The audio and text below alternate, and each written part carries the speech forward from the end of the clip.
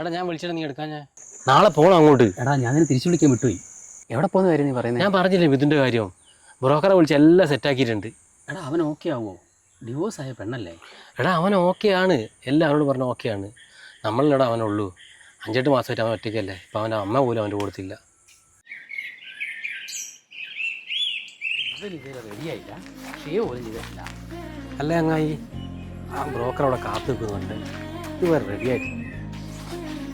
ഒരു 2 മിനിറ്റ്.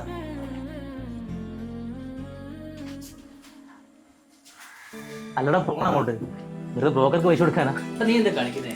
പോയി റെഡിയാക്കി. ഞാനൊരു ചാട് കേട്ടെ. എടാ ചായ എല്ലാം പിന്നെ നീ ആദ്യം റെഡി ആയിട്ട് വാ.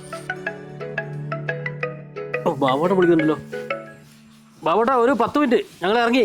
എടാ സന്തോഷം, നീ ഇറങ്ങരുത്, ചെറിയൊരു പ്രശ്നമുണ്ട്. ഇത് നടക്കും തോന്നുന്നില്ലടാ. പിന്നെ പെണ്ണ് ചെറിയൊരു താല്പര്യക്കുറവ്. കാരണം അവരെന്തൊക്കെയോ കാരണങ്ങളൊക്കെയാണ് പറയുന്നത്. ചെക്കൻ്റെ വീട്ടിൽ ആരും ഇല്ലെന്നും പിന്നെ ആരുമില്ലാത്തൊരു വീട്ടിലോട്ട് അവർക്ക് അവരുടെ മകളെ അയക്കാൻ താല്പര്യമില്ലെന്നൊക്കെയാണ് പറയുന്നത്. അതുകൊണ്ട് നിങ്ങൾ ഇറങ്ങിയിട്ടില്ലെങ്കിൽ നീ അവനെന്ന് കാര്യങ്ങൾ പറഞ്ഞ് മനസ്സിലാക്കി. നമുക്ക് വേറെ വല്ലതും വന്നിട്ടുണ്ടോ നോക്കാം. ഞാൻ നിന്നെ വിളിക്കാം.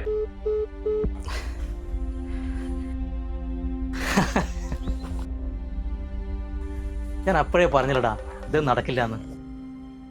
എനിക്ക് അന്നേരം തോന്നിയിരുന്നു ഇതിങ്ങനെ സംഭവിക്കുമെന്ന്.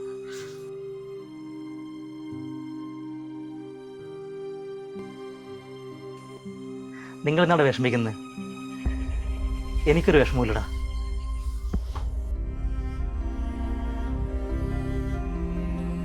എനിക്കിപ്പോഴുള്ള വിഷമം എൻ്റെ അമ്മ കൂടിയില്ലെന്ന് ഓർത്തിട്ടാ.